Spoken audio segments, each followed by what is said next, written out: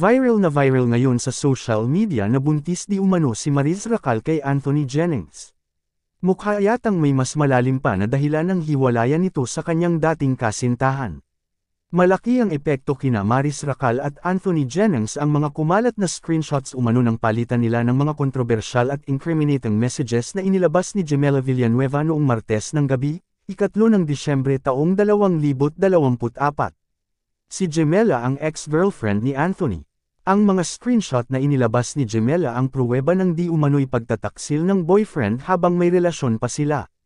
Noong 2 ng Disyembre, ibinalita ni Maris sa kanyang ex, dating Twitter, account, "So excited to launch something today and tomorrow," na patungkol sa kanyang bagong hair product endorsement.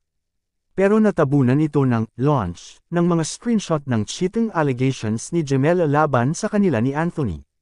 Hindi positibo ang imahe ngayon nina Maris at Anthony sa paningin ng publiko.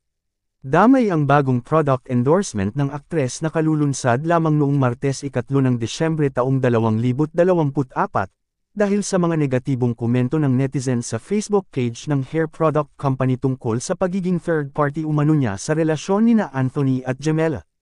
Kasama sina Maris at Anthony sa And the Breadwinner Is, ang pelikula ni Vice Ganda na opisyal na kalahok sa 50th Metro Manila Film Festival, at sa upcoming ABS-CBN primetime series na Incognito na pinagbibidahan nina Daniel Padilla at Richard Gutierrez.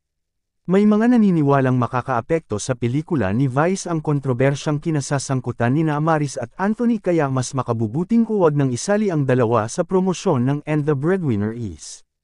Trending sa social media ang pangalan nina Maris at Anthony dahil sa mga resibo na inilabas ni Gemela. Masasakit ang mga salitang ipinupukol kina Maris at Anthony, na nananatiling tahimik tungkol sa mabibigat na paratang sa kanya. Ginagawa ring katatawanan at pang-iinsulto ang mensahe ni Maris noon para kay Anthony na, "I'll touch myself na lang." Hindi lamang sina Maris at Anthony ang hot topic sa social media dahil trending din ang kanyang ex-boyfriend na si Rico Blanco, na nakakuha ng maraming simpatiya mula sa netizens. Noong 12 ng Hulyo taong 2024, umiyak na inanunsyo ni Maris sa isang media conference na hiwalay na sila ni Rico. Anya, "Rico and I, our universe is so beautiful. It was full of love, laughter and music and everything, spontaneity everything. Sa 5 years namin together, we were always on the same page. Always on the same page. I don't know what happened to me. Maybe I turned to the next page, saw new perspectives sa life. I had a vision of who I want to become, how I want to evolve. So curious about the world, and the truth is I am going through changes and alam naman natin na change is either good or bad, and what I hate about change is it's inevitable. Hindi mo siya matatakasan and wala ka ng ibang gagawin kundi to face it and confront it."